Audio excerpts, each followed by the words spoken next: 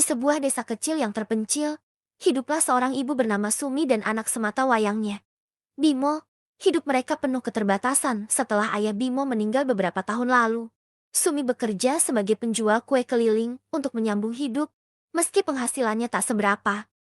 Ia selalu berusaha memberikan yang terbaik untuk Bimo.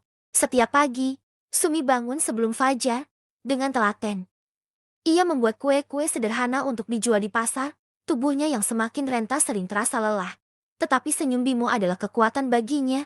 Ia ingin anaknya kelak tidak hidup sesulit dirinya. Suatu hari, musim hujan datang dengan deras. Penjualan kue menurun drastis. Uang yang dikumpulkan Sumi hampir habis untuk membeli bahan makanan. Di tengah kesulitan itu, Bimo yang berusia 10 tahun mulai merasa lapar lebih sering. Dia sering menangis diam-diam di kamarnya karena perutnya yang kosong. Suatu malam, Sumi hanya punya sepotong roti kering. Hasil pemberian tetangga yang iba melihat kondisi mereka. Ia duduk di meja kecil, melihat roti itu dengan tatapan kosong. Perutnya sendiri belum diisi sejak pagi. Namun, mendengar suara Bimo memanggilnya dari kamar. Ia tahu apa yang harus dilakukan. Sumi memotong roti itu menjadi dua. Ia membawa potongan yang lebih besar ke kamar Bimo. Bimo memandang ibunya dengan mata penuh syukur. Sumi tersenyum dan menggeleng.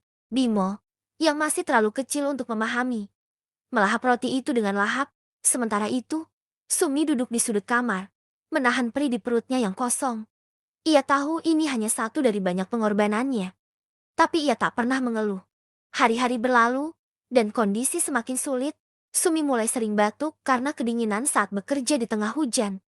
Namun, ia tetap keluar setiap pagi, menjajakan kue dengan senyumnya yang pudar. Suatu malam, Bimo mendapati ibunya pingsan di dapur. Panik. Ia memanggil tetangganya. Sumi dilarikan ke puskesmas. Tetapi nyawanya tak tertolong. Tubuhnya terlalu lemah akibat kelaparan dan penyakit yang ia abaikan demi anaknya. Di samping jenazah ibunya, Bimo menemukan sepucuk surat yang ditulis di kertas lusuh. Tulisan ibunya tergores lemah, tapi masih bisa terbaca.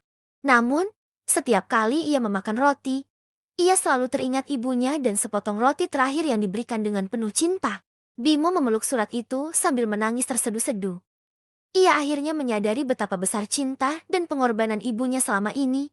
Sejak hari itu, Bimo berjanji pada dirinya sendiri untuk menjalani hidup dengan penuh semangat, demi membalas semua yang telah ibunya korbankan.